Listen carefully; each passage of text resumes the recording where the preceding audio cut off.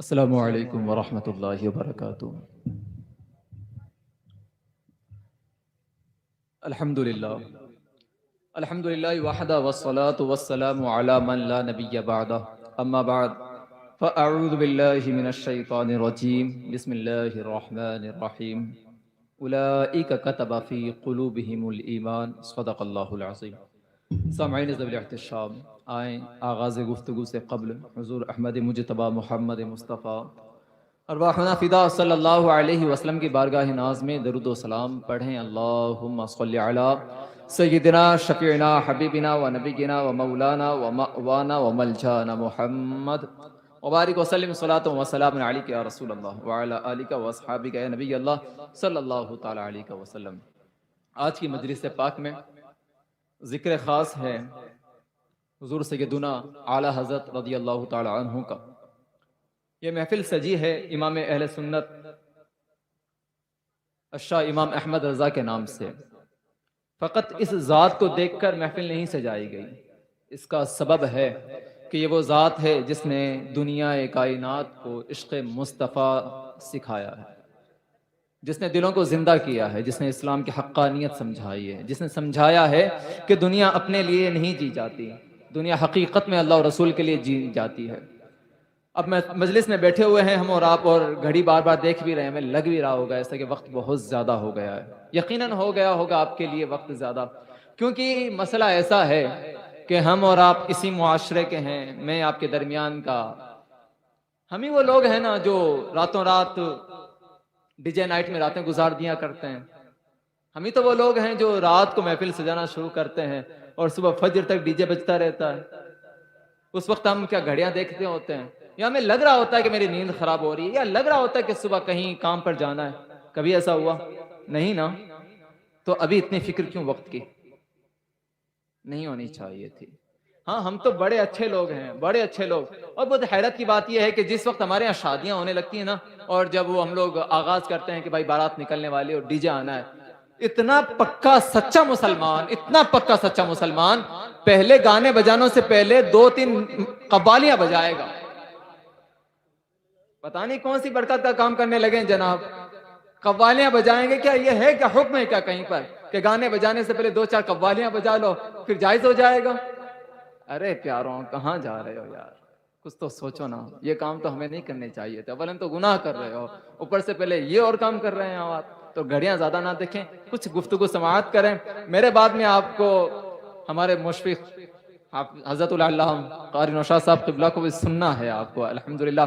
اب میری گفتگو ہے اصل میں اعلیٰ حضرت رضی اللہ تعالیٰ عنہ کے بارے میں آپ نے بہت سنا ہوگا، مجھے کچھ باتیں آپ سے ذکر کرنی ہے، صرف ذات نہیں، ہمیں تعلیمات دیکھنی ہے۔ اعلیٰ حضرت رضی اللہ تعالیٰ عنہ ایک جب چھوٹی سی عمر میں بھی تھے نا، تب بھی آپ کی نظر میں اللہ تعالیٰ کے دین کی حفاظت کا جذبہ تھا۔ ہم اور آپ اس عمر میں پہنچ کر کچھ نہیں جانتے ہیں۔ اعلیٰ حضرت رضی اللہ تعالیٰ عنہ چھوٹے سے تھے، درسگاہ میں پڑھتے ہوتے، اس وقت بھی آپ کی زبان پر غلط باتیں بھی نہیں آیا کرتی تھی۔ غلط باتوں کا مطلب کیسا؟ گالیاں نہیں، نہیں ایسی غلط بات نہیں، چغلیاں نہیں، ایسی بات نہیں۔ جیسے ایک روز استاد پڑھا رہے تھے، پڑھاتے ہوئے استاد پڑھاتے ہیں زبر، امام عشق و محبت اعلیٰ حضرت پڑھتے ہیں زیر، استاد پھر دباؤ ڈالتے ہیں کہ زبر، امام پڑھتے ہیں زیر۔ پریشان ہو گئے استاد، دادا جان کو بلایا کہ دیکھیں آپ کا بچہ کیا پڑھ رہا ہے؟ میں زبر پڑھا رہا ہوں، زبر لکھا ہوا ہے اور بچہ زیر پڑھ رہا ہے۔ آپ کے دادا جان نے کہا کہ اچھا قرآن کا دوسرا نسخہ لے کر آؤ، ذرا وہ اٹھا کر دیکھتے ہیں۔ جب وہ نسخہ دیکھا گیا تو پتا چلا کہ کاتب لکھنے والے نے غلطی کر دی، حقیقت میں اس جگہ زیر ہی تھا، لکھنے والے نے زبر کر دیا۔ اللہ اکبر۔ آپ کے دادا جان کہنے لگے اکیلے میں جا کر، شہزادے ایک بات تو بتا، استاد تو پڑھا رہا تھا، استاد کا کہنا مان لیتا۔ کہتے دادا حضور کوشش کر رہا تھا کہ جو استاد پڑھا رہا ہے وہ پڑھ لوں، لیکن میری زبان ہے کہ اس کو قبول ہی نہیں کرتی ہے۔ ارے پیاروں ذرا سوچے تو صحیح، اتنی حقانیت اللہ تعالیٰ نے ان کو عطا فرمائی کہ وہ چاہیں کہ استاد جو پڑھا رہا ہے وہ پڑھ لیں، لیکن نہیں، حق جاری ہوگا زبان پر۔ پتہ ہے کیوں؟ جن کا دل اللہ تعالیٰ اسلام کے لیے کھول دیتا ہے، ان کے دلوں پر اللہ تعالیٰ نور روشن کر دیا کرتا ہے۔ اب ذرا سوچیں، یہ چھوٹا سا بچہ پڑھنے کی کوشش کرتا ہے، نہیں پڑھتا ہے، یہ حقانیت ہی نا۔ پتہ ہے کیوں؟ ان کے والد اچھے تھے، ان کی والدہ اچھی تھی، ان کے دادا اچھے تھے، ان کا گھر بار اچھا تھا، انہوں نے کبھی باطل باتوں کا تذکرہ نہیں کیا، ان کی زبانوں پر کبھی برا ہی آیا ہی نہیں، کبھی گالیاں نہیں دی، کسی کا برا نہیں سوچا، برا نہیں کیا، تو بھلا ان کے گھر میں پلنے والی اولاد کبھی برا بول بھی سکتی تھی؟ ہرگز نہیں۔ یہ تو ایک زبر زیر کا مسئلہ تھا۔ ذرا سوچیں، تربیت آپ کو کرنی ہے، آپ کے بچوں کی خود کی کرنی ہے۔ جب تک اپنے آپ کو نہیں سنواریں گے، اپنے اولاد کو نہیں سنوار پائیں گے۔ میں کچھ باتیں ذکر کروں گا، برا لگے تو مجھے کہیے گا، حاضر ہوں آپ کی بارگاہ میں۔ گلیوں سے گزرتا رہتا ہوں، پکڑ لیجئے گا کسی راستے کے اندر کہ حضرت آپ نے یہ بیان کیا تھا، ہمیں اچھا نہیں لگا، اس وقت تک آپ کو سمجھاؤں گا جس وقت تک آپ کو اچھا لگے گا انشاءاللہ۔ اب ذرا سوچیں ایک بات کہ چھوٹے سے بچے ہیں، ابھی یہ بچے کھڑے ہوئے ہیں نا یہاں پر حدیث سنانے کے لیے، آپ کو لگ رہا ہو کہ بچے اٹک رہے ہیں، لگ رہا ہوگا کچھ مرتبہ، تو آپ کو کیسا لگا کہ تیاری اچھی نہیں ہے؟ نہیں، آپ نہیں جانتے بچے کتنی محنت کر چکے ہیں۔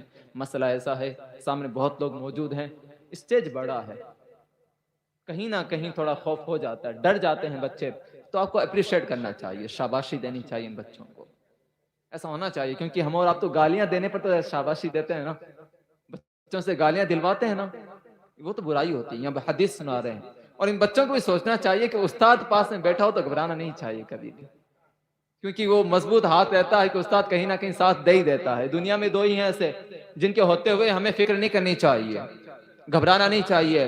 ایک باپ کی موجودگی ہو، باپ کا سایہ سر پہ ہو تو بچے کو گھبرانا نہیں، مصیبت میں مبتلا ہوگا، گرنے لگے گا، باپ تھام لے گا۔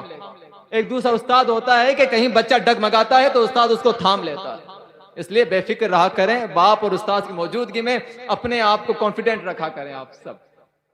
اعلیٰ حضرت رضی اللہ تعالیٰ عنہ چھوٹے تھے اس وقت میں، تربیت ہوتی ہے نا تو 9 عمری کے اندر روزہ رکھتے ہیں، روزہ رکھتے ہوئے امام عشق و محبت چھوٹے سے تھے، کلیجہ منہ کو آتا ہے، پریشان ہوئے، چہرے کی ہوائیاں بھی اڑ گئی کہ روزہ رکھا ہے، پریشان ہو گئے۔ والد کو لگا کہ کام کرنا چاہیے، بچے کو اندر لے کے گئے، کھیر رکھی تھی، پھرنیاں رکھی تھی، بچوں کہتے ہیں کہ آؤ پیارے، کوئی دیکھتا نہیں ہے، کھیر کھا لو۔ امام عشق و محبت کہتے ہیں کوئی نہیں دیکھتا، لیکن جس کے لیے روزہ رکھا ہے وہ تو دیکھتا ہے۔ آپ کے والد محترم نے اپنے بچے کی پیشانی چومی، روتے ہوئے کہا کہ اس بچے کو آج یہ فکر ہے کہ میرا رب دیکھ رہا ہے، انشاءاللہ العزیز یہ بچہ کبھی دین کے ساتھ بے وفائی نہیں کرے گا۔ اگر آپ نے اپنے بچوں کو دین کے ساتھ وفاداری سکھائی ہے، آپ کے ضمیر میں دین سے وفاداری ہے، تو آپ کا بچہ دین کا وفادار ٹھہرے گا۔ اگر آپ نے رسول اللہ کی عظمت کے پہرے دیے ہیں تو آپ کا بچہ خود اٹھ کر کہے گا۔ آپ کیا سمجھتے ہیں کس دین کے طرفدار ہیں آپ؟ ذرا بتائیں تو صحیح، کون ہیں آپ لوگ؟ آپ نے سمجھا ہے؟ فلسطین کے تذکرے پڑھتے ہیں آپ، شام میں تذکرے پڑھتے ہیں، مسلمان بچوں کے تذکرے پڑھتے ہیں آپ، شامیوں کے تذکرے آپ نے پڑھے نہیں، آپ نے دیکھے نہیں کہ چھوٹے چھوٹے بچے جس وقت رسول محتشم صلی اللہ علیہ وسلم کو گالیاں دی جاتی تھی ان بچوں کے سامنے، وہ بچے کیا کہتے تھے کہ اگر گالیاں دینی ہے تو ہمیں دے لو، مارنا ہے تو ہمیں مار لو، لیکن خدا را ہمارے رسول کو گالیاں نہ دینا، ہمارے دلوں میں تکلیف ہوا کرتی ہے۔ کبھی سمجھایا ہے آپ نے خود سمجھا ہے وہ محبت رسول کیا ہے؟ دل تڑپنا چاہیے آپ کا، اس امام کا تذکرہ ہو اور عشق رسول کی بات نہ ہو، اس امام کا تذکرہ ہو، حفاظت دین کی بات نہ ہو، اس امام کا تذکرہ ہو اور اسلام کی سربلندی کی بات نہ ہو تو تذکرہ ادھورا رہ جایا کرتا ہے۔ آپ نمازی ہیں، نماز پڑھتے ہیں، امام کے ماننے والے ہیں، تو ذرا بتائیں نمازوں کا حال کیا ہے؟ خیر ازکیہ محمد احمد مصباح اس بات کو خاص طور پر ذکر کرتے ہیں اور بچوں کی تربیت کرتے ہوئے کہتے ہیں کہ بات سنو، نمازیوں بہت پکے نمازی ہو تم ہو سکتے ہو، لیکن اعلیٰ حضرت رضی اللہ تعالیٰ عنہ جب ضعیف العمری میں پہنچے، بیمار پڑ گئے، جماعت نہیں چھوڑا کرتے تھے، لیکن بیمار زیادہ ہوئے، چلنے کوئی طاقت نہیں تھی اور کوئی ساتھ لے کر جانے والا نہیں تھا، لیکن امام اہل سنت اپنے گھر سے گھسیٹتے ہوئے مسجد کی طرف گئے ہیں جماعت میں شامل ہونے کے لیے۔ دیکھیں تو صحیح، ایسا ہی تو امام ہوتا ہے نا۔ ولی دیکھیں آپ نے، پیر دیکھیں آپ نے، بڑے بھاری بھاری پیر دیکھیں آپ نے، بڑے جبہ قبوں والے، 10-15 انگوٹھیاں پہنے والے پیر دیکھے ہوں گے آپ نے۔ آپ مانتے بھی ہوں گے پیروں کو، درگاہوں پر جاتے ہوں گے آپ، وہ بیٹھا ہوگا کوئی فاتحہ لگا رہا ہوگا جسے سورہ فاتحہ نہیں پڑھنی آتی ہے، آپ نے دیکھے ہوں گے، نمازوں کا وقت جاتا رہتا، آپ نے دیکھے ہوں گے نا ایسے بھی جو گردنیں پکڑ پکڑ کر درگاہ میں گھسیٹتے ہیں سجدہ کر، دیکھے ہوں گے آپ نے، وہ آپ کو اچھے لگتے ہوں گے۔ کون سا پیر ہوتا ہے؟ اور تعلیمات اعلیٰ حضرت بات کرتے ہیں، امام عشق و محبت اعلیٰ حضرت فرماتے ہیں کہ ایک پیر کے لیے 4 شرطیں ہیں۔ کتنی؟ 4 شرطیں، یہ بات یاد رکھنا. آپ کو وہ شخص چاہیے جو آپ کو اللہ کے قریب کرے، جو رسول محتشم صلی اللہ علیہ وسلم تک لے جائے. 4 شرطیں ایک پیر کے لیے ہونی چاہیے. پہلی شرط امام اہل سنت لکھتے ہیں کہ سنی صحیح العقیدہ ہو. پہلی شرط سنی صحیح العقیدہ ہو، عقیدے کی گڑبڑی نہ ہو، رسول اللہ صلی اللہ علیہ وسلم کو مالک و مختار مانتا ہو، رسول اللہ کے علم غیب کا اقرار کرتا ہو، رسول اللہ کو زندہ مانتا ہو، رسول اللہ صلی اللہ علیہ وسلم کی معراج کا اقرار کرتا ہو، رسول اللہ کو اپنے جیسا نہ مانتا ہو، خدائے تعالیٰ کے بعد تمام کائنات میں سب سے افضل سمجھتا ہو. عقیدے درست ہوں، پہلی بات. دوسری شرط یہ ہے کہ وہ شخص اس قدر علم رکھتا ہو کہ اپنی ضرورت کے مسائل قرآن و سنت سے نکال سکے. دیکھتے جائیں جو پیروں پر نظر دوڑاتے جائیں، جن پیروں کے ہاتھ چومتے ہیں یا جن سے فاتحہ لگواتے ہیں. اور تیسری شرط امام ذکر کرتے ہیں، فاسق معلن نہ ہو، اعلانیہ گناہ نہ کرتا ہو، یعنی نمازیں نہ چھوڑتا ہو، جھوٹ نہ بولتا ہو، چغلیاں نہ کرتا ہو، ایسا نہ ہو کہ حد شرع سے بڑھ کر 4-4 5-5 انگلیاں پہنتا ہو، ایسا بھی نہیں. پھر چوتھی شرط امام ذکر کرتے ہیں کہ اس کا سلسلہ آقا نامدار شفیع روز شمار حضور احمد مجتبی محمد مصطفیٰ صلی اللہ علیہ وسلم تک پہنچتا ہو. اب دیکھیں، اٹھائیں آپ پیروں کو، کتنی نمازیں، کتنے مسائل، کتنا علم. جن لوگوں سے آپ فاتحہ لگانے جاتے ہیں درگاہ پر، جھاڑا پھونک کروانے جاتے ہیں جن سے، ان سے پوچھیں آپ، شاید وہ آپ کو بسم اللہ الرحمن الرحیم بھی نہ پڑھ کر سنا سکیں. ہے کہ نہیں؟ ایسا برا نہ ماننا، بات پکی ہے یہ. پھر ایک بات اور میں سنیں، امام عشق و محبت کی جب بات کرتے ہیں، تذکروں کی بات کرتے ہیں، ذرا سوچیں. حضور صلی اللہ علیہ وسلم کا سچا عاشق. اب ذرا سوچیں، ایک شخص ہے جس کی تمنا آپ کو برسوں سے ہو، جس کے لیے راتوں کو رویا کرتے ہو، آپ دعائیں مانگا کرتے ہو کہ وہ نظر آ جائے، وہ نظر آ جائے، وہ نظر آ جائے. ایک لمبی عمر گزرنے کے بعد کہ آپ کا ضبط بھی ٹوٹتا ہو، آپ رہ کر اپنی آپ کی دعائیاں دے کر اسے التجائیں کرتے جائیں، اور ہزاروں التجا کے بعد آپ کی تمنا بر آئے اور آپ کے دل میں چاہے کہ نہیں، یہ بندہ ایسا ہے کہ اس پر سب کچھ وار دینا چاہیے، اس پر اپنا سر وار دینا چاہیے، سجدہ کر لینا چاہیے، تو کیا سوچیں گے آپ؟ ہاں درگاہوں پر جا کے سجدہ کر رہے ہیں، کیا باقی رہ جائے گا؟ برا نہ مانیے گا، درگاہوں پر جا کے سجدہ کر رہے ہیں، کیا باقی رہ جائے گا؟ لیکن رکیں، میری بات سنیں، ابھی آتا ہوں اس بات پر بھی. امام عشق و محبت کا دوسرا حج تھا. امام عشق و محبت گئے ہیں آقا نامدار صلی اللہ علیہ وسلم کے روضے کے سامنے، مدینہ مبارک کے سامنے. آپ سوچیں ذرا وہ محبت کیا ہوگی. یا تو حاضری خود کی ہے، ورنہ کوئی دوسرا آتا تھا نا اعلیٰ حضرت کے پاس میں، اور اعلیٰ حضرت سے ملاقات ہوتی، اعلیٰ حضرت پوچھتے، یہ نہیں پوچھتے کہ حج کر کے آیا ہے. پہلا سوال ہوتا تھا، اچھا بتاؤ تو صحیح، رسول اللہ کا روضہ دیکھا ہے، گنبد خضرا دیکھا ہے، مدینہ دیکھا ہے؟ اگر وہ شخص کہتا کہ ہاں مدینہ دیکھ کر آیا ہوں، اعلیٰ حضرت رضی اللہ تعالیٰ عنہ اس کے قدم چوم لیا کرتے تھے. اور اگر کسی نے یہ کہہ دیا کہ نہیں مدینہ نہیں دیکھا ہے، اعلیٰ حضرت اس سے بات تک نہیں کرتے تھے. ایک بزرگ آئے بارگاہ اعلیٰ حضرت میں، اعلیٰ حضرت نے پوچھا مدینہ دیکھا ہے؟ کہ ہاں دیکھا تو ہے، بس 2 ہی دن گزارے ہیں. اعلیٰ حضرت کہتے 2 دن کی بات کرتا ہے، چند سانسیں مل جائے تو زندگی کی معراج ہو جائے. تو نے تو 2 دن گزار لیے ہیں. انہیں اپنے پاس رکھا، بٹھایا، ان کے پاؤں چومتے رہے کہ تیرے پاؤں تو وہ مبارک پاؤں ہیں جنہیں مدینے کی گلیوں کو چوم رکھا ہے. اب دیکھیں تو صحیح عالم ہے، یہ محبت ہے. محبت جہاں سرکار کی بات آ جائے تو اپنا سب کچھ قربان. اور بچہ بھی حدیث سنا رہا تھا نا، من زار قبری وجبت لہو شفاعتی. آقا نامدار فرماتے ہیں جس نے میری قبر کی زیارت کر لی اس کے لیے میری شفاعت واجب ہو گئی. اعلیٰ حضرت پہنچے ہوئے ہیں، التجائیں ہیں، آرزو ہیں، تمنائیں تھی. روزہ تو دیکھا ہے، ہاں روزہ دیکھ لے. تب بھی آقا فرماتے ہیں کہ جس نے میری وفات کے بعد میرا روزہ دیکھا، گویا کہ اس نے مجھے زندہ دیکھ لیا ہے. لیکن یہ تمنا ہیں، یہ آنکھیں ہیں کہ امید برائی نہیں آتی. صرف روزہ دیکھا ہے. روزے دیکھنے کا یہ عالم ہے کہ دل تڑپتا ہے، دل نکلتا جاتا ہے کہ بس. پھر دل چاہتا ہے کہ اتنا کافی نہیں ہے نا، کچھ اور بھی تو ہو نا. اگر روزے میں اتنا حسن ہے، اتنا جمال، اتنا عشق، اتنی محبت ہے، تو ذرا سوچیں اس روزے میں جلوہ فرما جو ہے اس کے حسن کا کیا عالم ہوگا. روزے کو دیکھ کر یہ لطف ہے کہ آنکھیں پھیرنے کو دل نہیں چاہتا. روزے میں جلوہ فرما اگر نظر آ جائے تو کیا سے کیا ہو جائے. आला हजरत बैठे हुए हैं, रात का वक्त था, दिल में तमन्नाएं उमड़ती हैं कि काश नजर आ जाए, काश नजर आ जाता है। दुआएं करते हैं। एक रात गुजर गई, दूसरी रात फिर हाजिर हुए। कहा कि या रसूल अल्लाह, देखना चाहता हूँ, आरजू है, आपका दीदार चाहिए, यासना नजर आए ना, या रसूल अल्लाह चेहरा दिखाए ना, करम फरमाए ना। अभी मुरादें पूरी नहीं हुई, बेताब हो गए ना। कहते हैं कि वो सुए लालाजार फिरते हैं, तेरे दिन बहार फिरते हैं, जो तेरे दर से यार फिरते हैं, दर बदर यूं ही खार फिरते हैं। फिर तड़पते हुए रोते हुए कहते हैं कि हद हो गई ना, करम नहीं हो रहा है, नजर नहीं आ रहे हैं ना, कि हद हो गई, अब क्या करूं, किस बात की दुआई दूं। आखिर में कहने लगे, कोई क्यों पूछे तेरी बात रजा।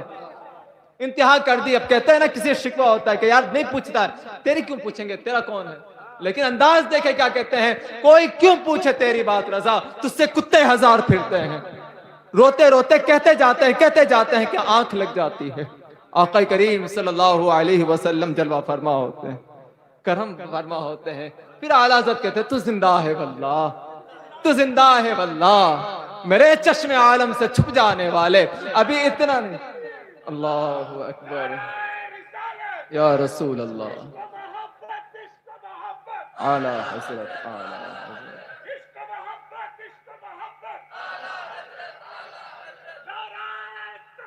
अल्लाहु अकबर।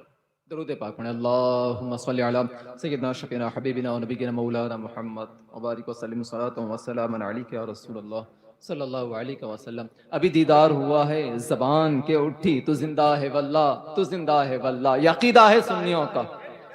हमारे सरकार, हमारे दिलों की जान, हमारे सरकार जिंदा है अल्हम्दुलिल्लाह। जो मुर्दा कहें वो मुर्दा हो सकते हैं, सरकार जिंदा हैं, क्योंकि कुरान का वादा है, वमा कान अल्लाहु लियुअज़्ज़िबहुम व अंत फीहिम। अल्लाह की शान नहीं कि वो लोगों को अजाब दे कि आप मौजूद हों। अगर सरकार मौजूद ना होते तो दुनिया तहबाला हो जाती, क़यामत बर्पा हो जाती। सरकार जिंदा है, तो यही अकीदा, तू जिंदा है वल्लाह, तू जिंदा है वल्लाह, मेरे चश्मे आलम से छुप जाने वाले। अभी बस नहीं था, फिर इमाम ने एक और बात कही, पेशे नजर वो नौबहार, पेशे नजर वो नौबहार, सजदे को दिल है बेकरार, रोकिए सर को रोकिए, हाँ यही इम्तिहान है। अरे प्यारों, देखो सरकार नजर आए, जिन्हें देखने के लिए आला हज़रत बेताब थे, सब कुछ कुर्बान किया। जिस गली से आने वालों के पांव चुमा करते थे, आंखें चुमा करते थे, कितनी मोहब्बत होगी। वो सरकार नजर आए, दिल ने कहा सजदा कर ले, दिल ने कहा झुक जा। इमाम कहता है कि नहीं नहीं, ये इम्तिहान की घड़ी है। अरे प्यारों, आला हज़रत की कितनी बड़ी उम्मीद पर आई, सरकार नजर आ गए, लेकिन सजदा नहीं किया ना, रोका ना, और क्या कहा, हाँ यही इम्तिहान है। अब तुमसे सवाल है, बताओ तो सही, तुम जाते हो दरगाहों पर और जाके सजदा कर देते हो वहां पर। आला हज़रत सरकार की बारगाह में सजदा करते हुए बात करते हैं कि इम्तिहान है, और तुम दरगाहों पे जाकर सजदा करते हो। ये किसकी तालीमात। अरे हमारी आवाम ये काम करने लगी, जिहालत में मुब्तला होकर लोगों को देखा देखी में सजदे कर बैठते हैं, और लोग कहते हैं कि ये सुन्नी हैं, ये बरेलवी हैं, ये अहमद रजा के मानने वाले बिदाती हैं, ये कब्रों पर सजदा करते हैं। अरे हम खुद ये बात कहते हैं कि कब्रों पर सजदा करना हराम है। हमारा इमाम खुद किताब लिखता है, ज़ुब्दतुत तक़िया फी तहरीम सुजूदत तहिया। हमारा खुद इमाम किताब लिखता है कि कब्रों पर सजदा करना हराम है। तो आप किसको सजदा करने चले हैं। गलती करते हैं ना तो खुदारा ये ना करें, हाँ हाँ मैं भी ख्वाजा का दीवाना हूं, आप भी हैं, हमसे बढ़कर आला हजरत थे। इमाम जब जाते थे ना ख्वाजा अजमेर की बारगाह में, तो दहलीज के बाहर खड़े हुआ करते थे। आपसे सवाल हुआ कि इमाम अंदर क्यों नहीं जाते, हाजिरी के लिए अंदर जाए ना। आप जाते हैं अजमेर, उस खादिम से मिलते हैं आप, 50-100 रुपए देकर दरगाह के अंदर तक जाते हैं आप, रिश्वत देकर। फिर वो आपकी गर्दन पकड़ लेता है, फिर चादर के अंदर डाल देता है, फिर वहां से आप निकलते हैं, वो शख्स फिर आगे आता है, वो आपको झाड़ू मारता है। अगर दे दो तो ठीक है नजराना, ना दो तो गालियां देता है। मैंने भी सुनी है गालियां कुछ इस वजह से कि उन्हें नजराना नहीं दिया कि बरेलवी आ गए। देखें अजब बात है ये भी। आला हज़रत बाहर खड़े थे, कहा कि इमाम अंदर क्यों नहीं जाते। आला हज़रत कहते हैं कि गुलामों की जगह दहलीज ही है। غلاموں کی جگہ دہلیز ہی ہیں. وہ بڑے بڑے لوگ ایسی بات کر کے چلے گئے جن کے اعمال اچھے، جن کے کردار اچھے. ہم اور آپ جن کا کوئی کردار نہیں، کوئی اعمال نہیں، دھڑلے سے اندر چلے جاتے ہیں. ارے پیاروں، شہنشاہوں کے دربار میں حاضر ہوتے ہوئے سوچا کرو، کہیں ایسا نہ ہو کوئی ایسا کام ہو جائے کہ شہنشاہ تم سے ناراض ہو جائے. شہنشاہوں کو راضی کرنے گئے ہو، ناراض کرنے تو نہیں گئے نا. تو ہاں، ادب سے جایا کریں، دہلیز کے باہر کھڑے ہوا کریں، ہاتھ ادب سے باندھے ہوئے انہیں سلام کیا کریں، التجائیں کیا کریں ان سے، اور کہا کریں آپ اللہ کے محبوب ہیں، ہماری التجائیں اللہ تعالیٰ سے کہیں نا. ہماری سنتا ہے لیکن ہم سے زیادہ آپ کی سنتا ہے. آپ کہیں نا اللہ سے، یہ غلام آیا ہے، اس کی بات سن لے مولا، اسے عطا کر دے. یہی تو طریقہ ہے وسیلے کا، یہی تو انداز ہے وسیلے کے. تو یوں کیوں نہیں کرتے آپ؟ یوں کیوں حاضریاں نہیں دیتے؟ خواجہ بھی راضی ہوگا، خواجہ کا خدا بھی راضی ہوگا آپ سے. ہاں، ایک بات اور عرض کروں، خدا را میری بات سنیے گا، کیونکہ عرس کی بات ہے. عرس میں چند باتیں میں آپ سے کہوں گا. پہلی بات، ایک مقام ہوتا ہے جائز، ٹھیک ہے نا، کرنا ٹھیک ہے، مستحب بھی کبھی کبھی ہو جاتا ہے. لیکن جائز اور مستحب کام میں حرام داخل ہو جائے تو اس کام کا کرنا ناجائز. یہ قانون ہے. اگر جائز اور مستحب کام میں حرام کام داخل ہو جائے تو اس کا کرنا بھی ناجائز و حرام. جیسے عرس مناتے ہیں، عرس میں اللہ تعالیٰ کا ذکر ہو رہا ہے، رسول اللہ کا ذکر ہو رہا ہے، قرآن پڑھا جا رہا ہے، حدیث کا ذکر ہے، منعت و منقبت جائز ہے. اگر اسی میں دھمال لگنے لگے، میلے ٹھیلے لگنے لگے، مرد و عورت کا کوئی فرق نہ رہ جائے، تو اس کا مطلب وہ جائز نہیں رہ جائے گا، اس سے بچنا لازم ہے آپ کا. اسی تناظر میں ایک اور بات، تعویذ کرواتے ہیں نا، تعویذ کرواتے ہیں. سنیے گا، غور سے سنیے گا. دو موقف ہیں ہمارے اہل سنت والجماعت کے. پہلا موقف ہمارا ہے کہ تعویذ جائز ہے. کیا ہے؟ تعویذ جائز ہے، پہلی بات. دوسری بات، اگر اس میں حرام کام شامل ہو جائے تو ناجائز ہے. اب حدیث پاک سنیں. ایک حدیث پاک آقا کریم صلی اللہ علیہ وسلم نے فرمایا کہ جس نے تعویذ لٹکایا اس نے شرک کیا. کیا فرمایا؟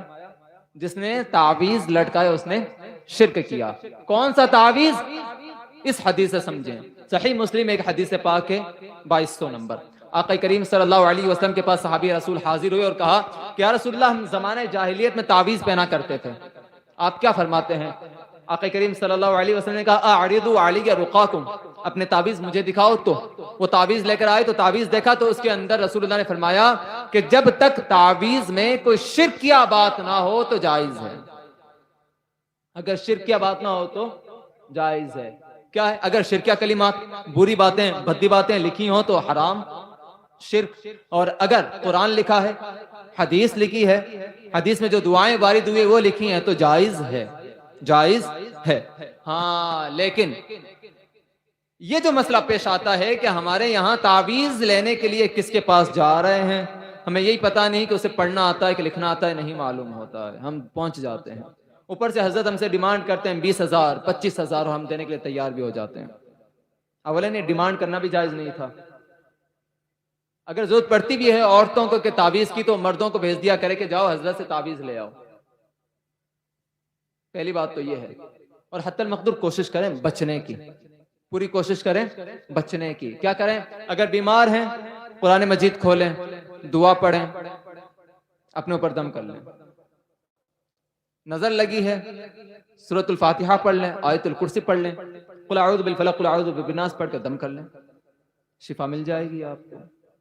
ایسا ہی تو کریں گے نا. انداز قرآن والے اپنائیں، زیادہ تعویذ وغیرہ معاملے مبتلا ہونے کی ضرورت آپ کو نہیں ہے. قرآن سمجھیں گے، قرآن پڑھیں گے، آپ کو شفا ملتی جائیں گی. اس لیے ان خرافات سے بچیں.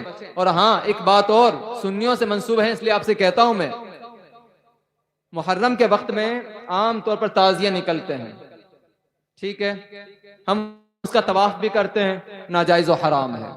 اعلیٰ حضرت نے سخت لکھا ہے. اس پر چڑھاوا چڑھاتے ہیں، اعلیٰ حضرت نے حرام لکھا ہے اس بات کو بھی. اس کا طواف کرتے ہیں، یہ بھی ناجائز و حرام ہے. صرف ایک صورت ہے جائز ہونے کی، صرف ایک صورت جائز ہونے کی تھی. وہ کیا تھی؟ امام علی مقام کا روزہ ہو بہو بنا کر اپنے گھر کے اندر رکھ دیا جاتا، اسے دیکھ لیا جاتا، فقط اتنا تھا. یہ طرح طرح کی نقوش بنا دیا، محلات تعمیر کر دیا، اب اسے دیکھنا، اس کے چکر لگانا، اسے گھمانا، پہلے حسینی بن کر اس کا وجود قائم کر دینا، پھر خود ہی اٹھا کر کربلا میں جا کر اپنے پاؤں سے اسے شہید کر کر روند ڈالنا، یہ سنیوں کا طریقہ نہیں تھا۔ اعلیٰ حضرت ان سب باتوں کا حرام لکھا ہوا ہے، ان باتوں کو دور کریں اپنے آپ سے۔ کہیں کہیں محبت کے دعوے کرتے کرتے ہم گناہ کر بیٹھتے ہیں۔ تو پیاروں، آقا کریم صلی اللہ علیہ وسلم کے اس محبوب بندے نے جو کیا ہے نا، اس پہ عمل کریں، کیونکہ اعلیٰ حضرت رضی اللہ تعالیٰ عنہ کی ذات کو سمجھنے کے لیے اتنا کافی ہے، معجزۃ من معجزات رسول اللہ۔ اعلیٰ حضرت رضی اللہ تعالیٰ عنہ حضور صلی اللہ علیہ وسلم کے معجزوں میں سے ایک معجزہ ہے، حضور کے معجزوں میں سے ایک معجزہ۔ ہم اور آپ اتنے عمر کو پہنچے، ہمیں کچھ پتا نہیں۔ اعلیٰ حضرت 13 سال 10 ماہ 4 دن کے تھے، اتنے قابل ہو گئے کہ مسند افتاء پر بیٹھ کر فتویٰ دینا شروع کر دیا۔ ہم اور آپ کو کچھ پتا نہیں ابھی تک، لیکن اعلیٰ حضرت رضی اللہ تعالیٰ عنہ کا ایک شعر جو زندگی کی ترجمانی کر کے چلا جاتا ہے۔ اور اعلیٰ حضرت رضی اللہ تعالیٰ عنہ نے ہمیں بھی وظیفے بتائیں، کچھ وظیفے جو ہمیں کرنے چاہیے تھے، جیسے علامہ خادم حسین رضوی سے ایک شعر بڑا آپ نے مشہور کر دیا، انہیں جانا انہیں مانا نہ رکھا غیر سے کام، للہ الحمد میں دنیا سے مسلمان گیا۔ اب ایک چیز کا تذکرہ کرتا چلوں، کیونکہ یاد رکھیں جینا مرنا سرکار مصطفیٰ صلی اللہ علیہ وسلم کی ذات کے ساتھ ہے۔ اگر سرکار کی بات آئے تو مر جائیں گے، زندہ رہنا ہے تو ان کی محبت کے ساتھ زندہ رہنا ہے۔ ایک واقعہ ذکر کر کے میں گفتگو تمام کروں۔ اسلام میں سب سے پہلے ایک صحابی ہیں جن کو سولی دی گئی، نام پتا ہے آپ کو، چند کو پتا ہوگا۔ ایک صحابی جن کو سب سے پہلے سولی پہ چڑھایا گیا، نام تھا خبیب بن عدی رضی اللہ تعالی عنہ۔ ایک روز حضور بیٹھے تھے منبر پر، آپ نے کہا وعلیکم السلام ورحمۃ اللہ۔ صحابہ کہتے ہیں کہ کسی نے سلام کیا ہی نہیں، یہ سلام کی آواز کہاں سے آئی؟ واقعہ اب سنیں آپ۔ حضور صلی اللہ علیہ وسلم کے یہ صحابی خبیب بن عدی میدان بدر میں داد شجاعت دے رہے تھے، حارث بن عامر کو قتل کر دیا۔ حارث بن عامر کے بیٹوں نے انتظار کیا کہ کب خبیب بن عدی ہمارے ہاتھ لگے اور اس کو سزائے موت دیں، اس کی عزت تڑپائیں۔ آقا کریم صلی اللہ علیہ وسلم نے مکہ اور عصفان کے درمیان ایک جگہ پر تبلیغ کے لیے بھیجا، اور لوگوں نے، ڈاکوؤں نے انہیں پکڑ لیا، 10 لوگ تھے تقریباً، سب کو مار ڈالا، 3 لوگوں کو چھوڑ دیا۔ انہوں نے تیر برسائے، کوشش کی، لیکن ان لوگوں نے کہا کہ نہیں، ہم تمہیں معاف کر دیں گے، تم سرنڈر کر دو۔ تو تینوں میں سے سرنڈر کر دیے گئے۔ ایک سے تلوار چھوڑی، جیسے تلوار چھینی انہوں نے کہا کہ نہیں، دھوکے بازی ہو گئی، وہ لڑنے لگے، انہیں مار دیا، دوسرے بھی شہید ہو گئے۔ بچے خبیب بن عدی رضی اللہ تعالیٰ، انہیں قید کر کے لایا گیا بازار میں بیچنے کے لیے۔ رسول اللہ کا صحابی بک رہا ہے بازار کے اندر۔ حارث بن عامر کے بیٹے گزر رہے تھے، کہا کون ہے؟ کہ خبیب بن عدی ہے۔ کہ وہ کون؟ کہ وہی جس نے تیرے باپ کو قتل کیا تھا۔ اب انتقام کا جوش ابھرا، خبیب بن عدی کو خریدا، اپنے گھر کے اندر لے کے آئے، انہیں مارا، زمین پر لٹایا، کوڑوں سے مارا، بھوکا پیاسا رکھا، بہت پریشان کیا۔ خبیب بن عدی رضی اللہ تعالی عنہ بند رہتے تھے نا، ہاتھ پاؤں بندے رہتے تھے آپ کے، لیکن جب لوگ آ کر دیکھتے تھے نا تو ان کے پاس وہ پھل موجود ہوا کرتے تھے جو عام دنوں میں نہیں ہوا کرتے تھے، مکے میں موجود نہیں ہوتے تھے۔ اس عادت کو دیکھ کر حارث بن عامر کی بیٹی ایمان لے آتی ہے، اور وہ کہتی ہے کہ مجھے حیرت تھی اس بات کی تھی کہ اس کے ہاتھ پاؤں بندھے ہوئے ہیں لیکن اس کے منہ پر تر و تازگی رہتی ہے، اس کے سامنے ایسے پھل موجود ہیں جو عرب میں پائے بھی نہیں جاتے ہیں۔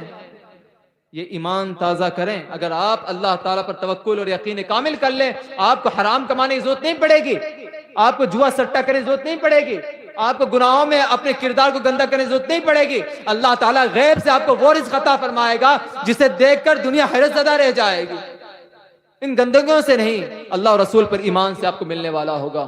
خبیب بن عدی رضی اللہ تعالیٰ عنہ نے کہا کہ اچھا ایک کام کرو، جب میرے قتل کا موقع آئے نا تو مجھے بتا دینا، اور ایک بات کرنا کہ میری خبر رسول اللہ تک پہنچا دینا۔ کہ ٹھیک ہے۔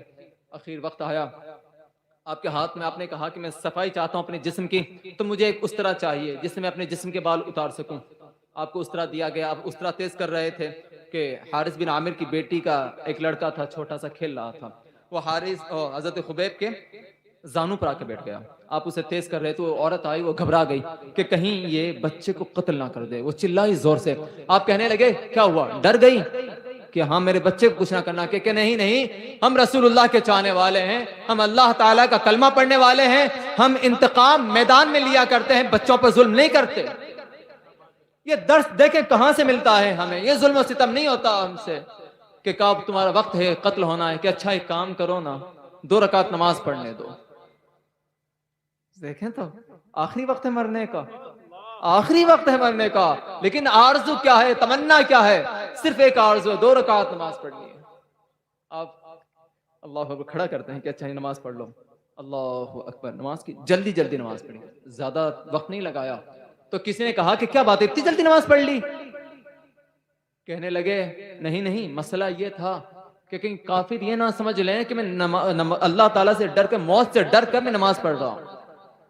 اگر میرے دل کی تو حالت ایسی کہ پوری زندگی نماز پڑھتا رہوں اور وہ لطف ختم نہ ہو۔ پھر آپ کو سولی کے قریب لے جایا گیا تو کہا کہ اللہ تعالیٰ تیرے علاوہ میرا سلام رسول اللہ تک پہنچانے والا کوئی نہیں، تو میرا سلام پہنچا دے۔ آپ کو لٹکایا گیا سولی پر اور آپ کو کہا گیا کہ اسلام چھوڑ۔ آپ کہتے ہیں کہ نہیں، ہرگز نہیں چھوڑ سکتا۔ آپ کے جسم کو چھیلا جانے لگا، جیسے لکڑی سے اتارتے نا لکڑی پر چاقو سے، وہی انداز تھا کہ آپ کے چہرے سے آپ کے جسم کو چھیلا گیا، اتارا گیا آپ کا گوشت، آپ کی چمڑی اتاری گئی، لیکن آپ کی زبان پر شکوہ نہیں تھا، بس ایک بات تھی کہ اللہ تعالیٰ تیرے حبیب تک میرا پیغام پہنچا دینا کہ خبیب بن عدی کو شہید کیا جا رہا ہے۔ آقا کریم صلی اللہ علیہ وسلم تک یہ سلام پہنچتا ہے اور آپ کہتے ہیں وعلیکم السلام۔ صحابہ کہتے ہیں کس نے سلام کیا؟ کہتے ہیں کہ میرے حبیب تمہارے بھائی خبیب کو شہید کیا گیا ہے، اس نے سلام کیا ہے۔ پھر دیکھیں کہ مالک جنت کیا کہتے ہیں، جو اللہ کی راہ میں قربان ہو جائے ان کے تو بڑے مسئلے ہیں۔ یہاں کہتے ہیں کہ جو خبیب کی لاش کو لے کر آئے گا اسے جنت کی ضمانت دیتا ہو۔ ارے پیاروں، خدا کی راہ میں قربان ہونے والوں کی خدمت کی جائے تو اللہ جنت عطا فرما دیتا ہے۔ 2 صحابی کھڑے ہوئے، زبیر ابن عوام رضی اللہ تعالیٰ عنہ اور مقداد بن اسود رضی اللہ تعالیٰ عنہ کھڑے ہوئے اور کہا کہ یا رسول اللہ حاضر ہیں، ہم لے کر آئیں گے۔ 40 دن گزر چکے تھے، پہنچے ہیں وہاں پر، خبیب بن عدی کی لاش ابھی بھی لٹک رہی تھی، لیکن لاش یوں تھی جیسے ابھی ان کو شہید کیا گیا ہے، وہ تر و تازہ تھی، خون بہ رہا تھا جسم سے۔ اللہ والوں کے جسم کا یہ عالم تھا، جلدی سے اتارا جسم کو اور سوچا کہ لے کے چلتے ہیں کہیں حارث بن عامر کے بیٹے نہ آ جائے، تو دیکھا کہ اچانک سے کچھ لوگ بھاگتے ہوئے آ رہے ہیں، انہیں لگا کہ کہیں چھین نہ لے، کہیں بے حرمتی نہ کریں لاش کی۔ ایک کونے کے اندر ایک جگہ میں رکھا تو ابھی ان کی طرف متوجہ ہی ہوئے ہی تھے کہ ان سے بات کرنے کے بعد جیسے ہی پھرے نا، لاش کو تلاشا ہے، لاش موجود ہی نہیں تھی، کہاں چلی گئی؟ جسم زمین میں سما گیا تھا، زمین پھٹی اور خبیب بن عدی کی لاش کو اپنے اندر لے لیا۔ کیوں؟ کہ کہیں کافر اس لاش کی بے حرمتی نہ کرے۔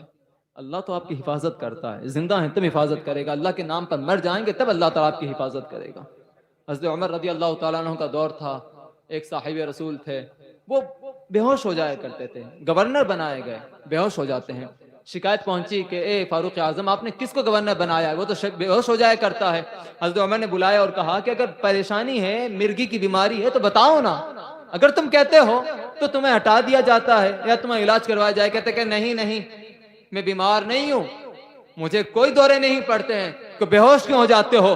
کہ وہ منظر یاد ہے مجھے جب مقام عصفان کے پاس میں خبیب بن عدی کو لٹکایا گیا تھا، ان کے جسم کو چھیلا جا رہا تھا اور خبیب بن عدی کی زبان پر صرف اور صرف اشہدو ان لا الہ الا اللہ کے ترانے تھے، تو وہ میں نے منظر دیکھا ہے، وہ ظلم یاد آتا ہے، تو جب بھی اسے سوچتا ہوں تڑپ جاتا ہوں، اپنے اوپر ضبط نہیں رہتا، بے ہوش ہو کر گر پڑتا ہوں۔ ارے پیاروں، دیکھو تو صحیح، یہ عالم ہے۔ آج ہمارے سامنے کوئی مسلمان پریشان ہو، ہمارے دل نہیں تڑپتے؟ کیوں تڑپیں گے؟ ہم تو خود اپنے ہاتھوں سے ستاتے ہیں، ہم خود راہ چلتے ہوئے کو تکلیف دے دیتے ہیں۔ نہیں نہیں، قربان ہونا سیکھیں اعلیٰ حضرت رضی اللہ تعالیٰ عنہ کی طرح سرکار کی۔ اور اعلیٰ حضرت کی بات کیا کرنی، اعلیٰ حضرت رضی اللہ تعالیٰ عنہ کا تو معاملہ ہی ایسا تھا کہ انتظار کرتے تھے کہ کب سرکار مصطفیٰ صلی اللہ علیہ وسلم کی زیارت ہو، اور تقریباً آپ کو 8 سال کی عمر کے بعد رسول اللہ کا دیدار ہوتا ہی رہتا تھا، آپ دیکھتے ہی رہتے تھے سرکار کو، اس کی کوئی انتہا نہیں تھی۔ اعلیٰ حضرت رضی اللہ تعالیٰ عنہ کے نعرے لگائیں، مبارک صد مبارک، لیکن تعلیمات اعلیٰ حضرت پہ عمل کرنا پہلے ہے۔ اگر کسی شخصیت کو ماننا ہے تو اس کے فرامین پہ عمل کرنا سیکھیں، اس کی تعلیمات پہ عمل کرنا سیکھیں۔ اگر مجھے اعلیٰ حضرت سے محبت ہے تو فقط اس بات سے محبت ہے کہ اعلیٰ حضرت نے دین اسلام کا کام کیا ہے، اعلیٰ حضرت نے سرکار کی باتیں کی ہے، اعلیٰ حضرت نے ہمیں قرآن و حدیث سکھا ہے۔ ایک اعتراض جو بد عقیدہ کرتے ہیں اور کہتے ہیں کہ اچھا اعلیٰ حضرت اتنے بڑے عالم تھے تو کوئی تفسیر کی کتاب کیوں نہیں لکھی؟ حضرت سید ایوب کہتے ہیں کہ میں اعلیٰ حضرت کے پاس بیٹھا ہوتا، ایک مجمع تھا، اعلیٰ حضرت سے ہم نے کہا کہ سورہ والضحیٰ کی تفسیر سنا دیں۔ اعلیٰ حضرت رضی اللہ تعالیٰ عنہ نے سورہ والضحیٰ کی تفسیر سنانا شروع کی، تقریباً 600 صفحات تک نکل گئے۔ وہ کہتے ہیں کہ میں لکھتا رہا سورہ والضحیٰ کی تفسیر میں 600 صفحات نکل گئے۔ امام کہتے ہیں کہ اگر میں تفسیر لکھنے بیٹھا تو باقی جو معاملے ہیں افتاء کے پڑھانے کے سب تو رہ جائیں گے۔ دیکھیں یہ امام کے تذکرے، امام نے ہمیں کیا نہیں دیا؟ ترجمہ کنز الایمان دیا ہے ہمیں، جس کے ترجمے دیکھیں، ایک جھلک آپ کو ترجمے کی رکھ کے چلوں آپ کے سامنے، بس پھر بات تمام کروں۔ حضور صلی اللہ علیہ وسلم معصوم ہیں، آپ سے خطائیں سرزد نہیں ہوتی، آپ گناہوں سے پاک ہیں۔ ہاں لیکن ترجمے کی بات آتی ہے تو کچھ لوگ ترجمہ کرتے ہیں کہ حضور صلی اللہ علیہ وسلم کہیں ترجمے میں گنہگار کیا تو کہیں رسول اللہ کو ترجمے میں گمراہ ثابت کیا۔ برا نہ مانیے گا، حق قبول کرنا سیکھیں۔ حق قبول کرنے کی طاقت نہیں ہے تو ڈوب مرنا چاہیے۔ اگر آپ پڑھیں نذیر حسین ڈپٹی کو پڑھیں، اگر آپ اشرف علی تھانوی کو پڑھیں، یہی آپ محمود الحسن ندوی کو پڑھ لیں، آپ ان لوگوں نے، بلکہ اہل حدیث غیر مقلدین کے تمام تر ترجمہ کرنے والے کو پڑھ لیں، جہاں بات آتی ہے انا فتحنا لک فتحا مبینا لیغفر لک اللہ ما تقدم من ذنبک وما تأخر، بے شک ہم نے آپ کو کھلم کھلا فتح بخشی۔ باقی سب جتنے میں نے نام لیے ہیں سب کے سب کیا کہتے ہیں کہ تاکہ آپ کے اگلے پچھلے گناہ معاف کریں۔ معاذ اللہ، 100 بار معاذ اللہ، اللہ کے رسول گنہگار نہیں ہو سکتے، بلا رسول اللہ کو گنہگار کہنے لگے ہو۔ اعلیٰ حضرت نے ترجمہ کیا کہ بے شک ہم نے آپ کو کھلم کھلا فتح بخشی تاکہ اللہ تعالیٰ آپ کے اگلوں کے اور پچھلوں کے گناہ معاف کرے۔ کہیں بھی یہ شائبہ نہ گزرے کہ رسول اللہ کے شان میں گستاخی ہو گئی، بلکہ امام کی تو حالت ایسی تھی، امام کہتے کہ رسول اللہ کے جسم اقدر سے لگے ہوئے کپڑے کو گندا اور میلا بھی نہ کہو۔ تو ایک نے کہا کہ یا رسول اللہ، اعلیٰ حضرت رضی اللہ تعالیٰ عنہ، رسول اللہ تو زمین پر بھی بیٹھا کرتے تھے، وہ غبار لگ جایا کرتا تھا، تو اس کے لیے کیا کہیں؟ آپ کہتے ہیں کہ گندا نہیں ہوا، میلا نہیں ہوا، تو کہیں کیا؟ اعلیٰ حضرت نے کہا کہ کیا یہ کہنا ضروری ہے؟ یوں کیوں نہیں کہہ دیتے کہ زمین کے ذروں نے دامن رحمت میں پناہ لے لی ہے؟ یہ ادب ہے، انتہائی ادب۔ بات دیکھیں آپ کہنے کی ہے یہ کہ ان ذروں نے دامن رحمت میں پناہ لے لی ہے، بلکہ ہمارا موقف تو یہ ہے کہ سرکار کو اپنے جیسے کہنا، رسول اللہ کے علم غیب کا انکار کرنا، رسول اللہ صلی اللہ علیہ وسلم کے شان میں گستاخیاں کرنا بہت دور کی بات ہے۔ اگر کسی نے رسول اللہ صلی اللہ علیہ وسلم کے جسم اقدس کے صرف ایک ناخن کو یہ کہے کہ ناخن ہی تو ہے، وہ بھی کافر ہو جائے گا۔ رسول اللہ کے ناخن کی گستاخی بھی کفر ہے۔ ہاں اب سنیں بچے کیا کہتے ہیں، کیا وہ حدیث ہی تو ہے، قرآن ہی تو پڑھا ہے، نعت ہی تو ہے، اور کبھی سن لیں گے، گستاخی نہیں کر دی۔ اعلیٰ حضرت رضی اللہ تعالیٰ عنہ جب مسند حدیث پر بیٹھتے، حدیث پڑھانے لگتے، تو اگر کوئی اعلیٰ حضرت سے رسول اللہ کی حدیث سنتے ہوئے کچھ بول پڑتا یا بات کاٹ دیتا، آپ غصے میں آ جاتے، آنکھیں لال ہو جاتی اور کہتے کہ جب رسول اللہ کی بات کر رہا ہوں، جب رسول اللہ کی حدیث سنا رہا ہوں تو کسی کی ہمت نہ ہو کہ میری بات کاٹ دے۔